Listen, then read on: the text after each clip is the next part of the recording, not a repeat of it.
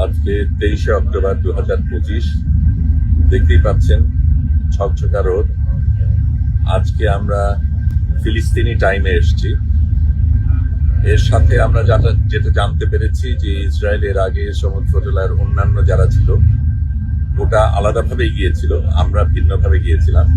তাদের সবগুলি জাহাজকে আটক করেছে।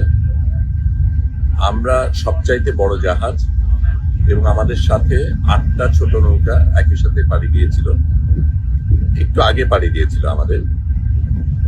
আমরা এই মুহূর্তে একমাত্র এই 9টা যানবাহন যেগুলি মুক্ত রয়েছে, সেভাবেই আমাদের পরিকল্পনা ছিল যে ওদের উপর কিছু হলেও আমরা যাতে এগিয়ে যেতে পারি।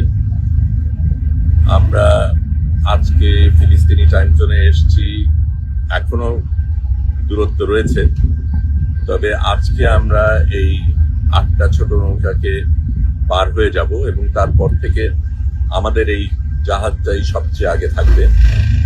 বোঝাই যাচ্ছে আক্রোশটা আমাদের উপরই পড়বে, কিন্তু আমরা একেবারেই প্রতিজ্ঞাবদ্ধ যে আমরা একেবারে গাজা পর্যন্ত যাব এবং কোনো বাধাই আমরা গ্রহণ করব না। এটা বলা প্রয়োজন যে সমুদ্রতলার যেই নৌকাগুলি ছিল তাদের কিন্তু দায়িত্ব ছিল ত্রাণ নিয়ে যাবার। আমরা কিন্তু ত্রাণের জন্য যাচ্ছি না, ত্রাণ দেওয়ার জন্য যাচ্ছি না। আমরা একটা অবৈধ সিজকে ভাঙবো সেই উদ্দেশ্য নিয়ে যাচ্ছি।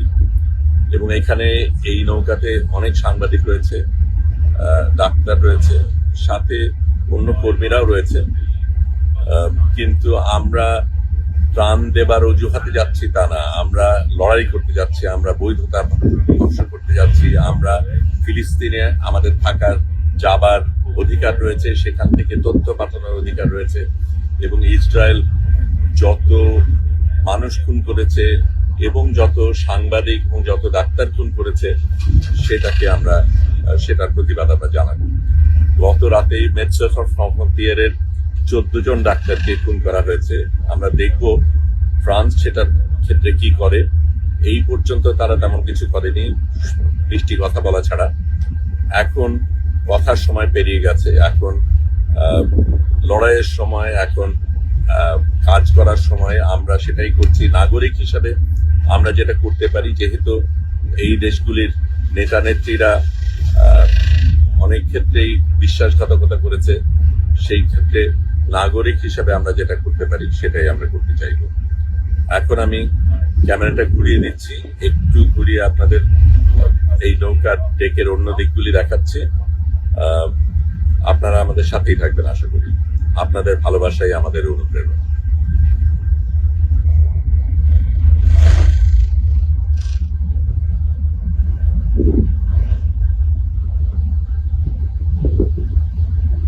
সকলে এখন উপর থেকে ওঠেনি। কালকে রাতে অনেক রাত পর্যন্ত আমরা সবাই জেগেছিলাম, কারণ তখন ওই মেডসেস ফ্রন্টিয়ারের ডাক্তারদের হত্যার কথাটা মাত্র আসছিল এবং কি হবে, কি হতে পারে, আমাদের করণীয় কি, সেগুলি নিয়ে আমরা চিন্তা করছিলাম। সমুদ্র আসলেই অনেক শান্ত, এত শান্ত আমরা সাধারণত দেখি না, কিন্তু মুহূর্তের মধ্যেই এটা বদলে যেতে পারে। গতকালকে তো খুব খারাপ অবস্থা ছিল, আমিও একটু অসুস্থ হয়ে পড়েছিলাম, তবে এখন পুরো চাঙ্গা, লড়াইয়ের জন্য প্রস্তুত।